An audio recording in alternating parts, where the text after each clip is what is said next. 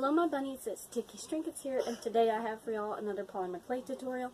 Today I'm going to be making Furcorn from My Singing Monsters. I hesitated while saying that because I'm trying to think if that's the way you're actually supposed to say it or not. I hope it is.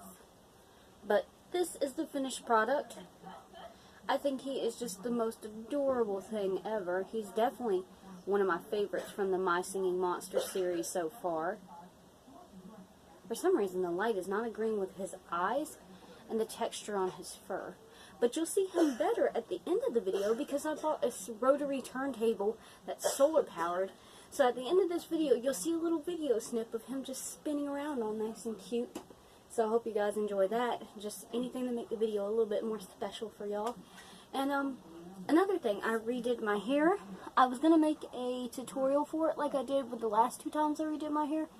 But the bleach, when I bleached my hair, because I bleached it again this time, it did my whole roots and halfway down. The bottom part wasn't bleached at all, so I didn't want people commenting saying, "You didn't bleach your whole head though." I tried to, it just didn't go all the way down when I did it. So I'm just not going to upload a video of me doing that because I didn't even record or take pictures of the whole process after that. After the bleach, I was just totally discouraged. But I used Nutrice Midnight Iris, I think is what it was called. It was in a green box. It was like $6 to $9, somewhere in that price range. And it actually came out really good. It reminds me of the Splat that I did a year or two ago. But it's like a better version of Splat. It's like it's the same color, a little more blue than that was. It didn't dye my bathtub. It didn't dye my skin, except my head's a little blue right there, but even that's pretty much gone. My scalp's still a little bit blue, but fingers and toes are not blue like it was in that video. You guys can check that video out too. I'll either link it down below or just go and check it out on one of my playlists or on my channel.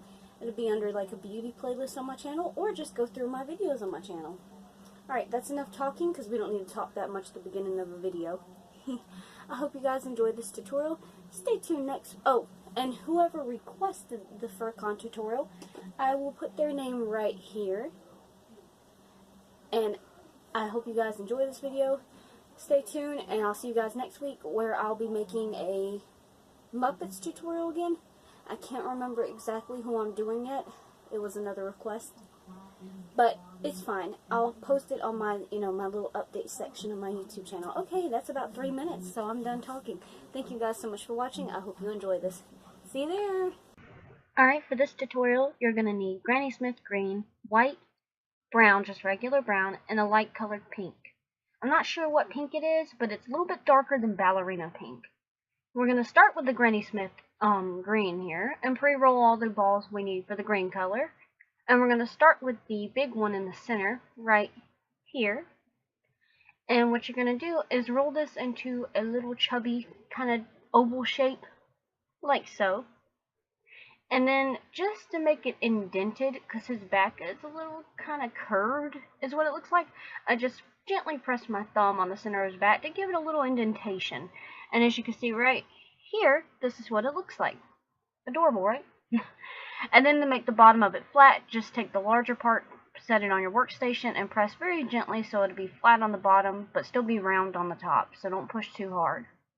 Next, you're going to get your X-Acto blade and just kind of cut out the shape that you want the mouth to be. And then after that, I took my dotting tool and indented 2 little holes for the eyes. I also smoothed out the inside of the mouth with the dotting tool just to make it look nicer. After that, we're going to start with this little itty bitty ball on the left. This is going to be the leaf that goes on his head. So you're going to roll this into a teeny tiny teardrop shape. And then, just like with the body, press it down very gently with one finger to keep it round on the top, but make it flat on the bottom. And once you get done, it should look a little something like this right here. After that, you want to give the leaf a little texture, so just take some kind of tool and indent the line straight across, just like so. If you don't have an X-Acto blade, you can use a dotting tool or a toothpick or something, whatever you have handy. Next, we're going to take these last 2 balls of green and roll them in the very chunky teardrop shapes, just like this. Make them really round on the bottom and really round on the top.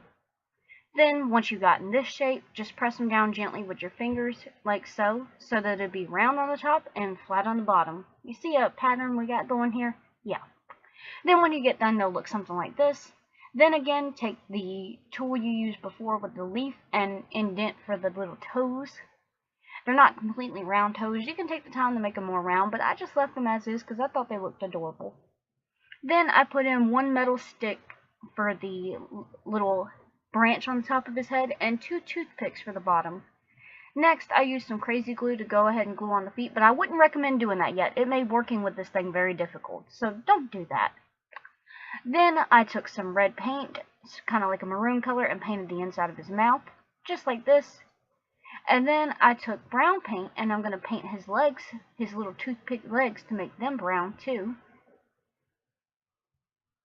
And once that's done, it should look something like this.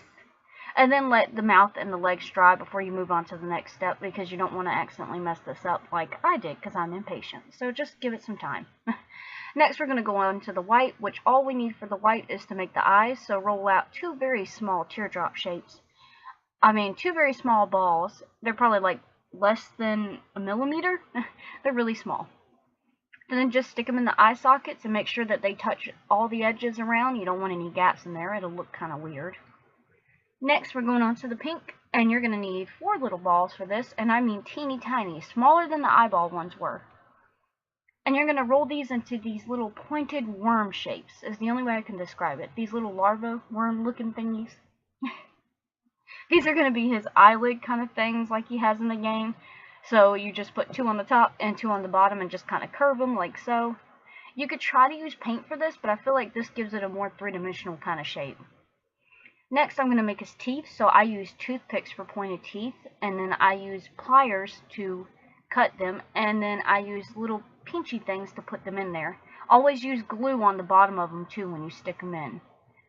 Next, after we did all the teeth, which you can pause it on the teeth because it's a very hard step, we're going to go on to the little branch he has, so we're taking the brown clay, rolling it out into a stick-like shape, cutting it down the middle, and then you're just going to wrap it around the metal wiring that we already have on the head, and you can use glue at the base of it to make sure that it doesn't like wiggle around after you put that in there.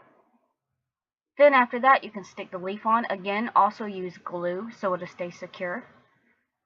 And then we're going to take our X-Acto blade, and you're going to indent little lines on the branch for texturing, like so. Ta-da! Looks like a branch now, right? Anyways, we're going to go on to rubbing alcohol and clean this little guy up so he'll be nice and clean before we do texturing for the fur. And it took like 3 cotton swabs total to clean him up. You might still see some bits of dirt, but it's still way better if you clean it. Next, take whatever pointed tool you got, toothpick, pointed tool, X-Acto blade, and just do little itty-bitty lines from the top all the way down to the bottom. And that'll give you the fur texture. And I didn't do his feet because his feet are not furry in the game. If you look at a reference photo, it's not furry. Next, we're going to use some green and paint on his toenails, so just take a small dotting tool and just boop all the little 6 toes. Perfect, and let that dry before you move on to the next step. Next step, we're going to take blue paint and dot on the irises of the eyes. Ta-da! Well, I guess you could call this his pupils or his irises, because he don't really have a pupil per se. He just has the blue part. Then after that's dry, take white acrylic paint and dot the little glistens of lights in his eyes. These were a little bit bigger than I wanted them to be, but I don't want to like remove it and start over because it'll smudge all over the clay. Especially since I did this before baking. And yes, you can paint before baking. Now while it's baking, you can paint the base. And I baked it for 350 degrees for 12 minutes in a gas oven. And then once it's out and it's cooled off completely, you can take E6000s and glue him down to his wooden base, or leave him off the base. It's up to you. I just like it for security purposes. And then just glaze it with 2 coats of polyacrylic floor varnish, and then you're done. Thank you guys so much for watching. I hope you enjoyed this video. I'll see you next time. Bye-bye!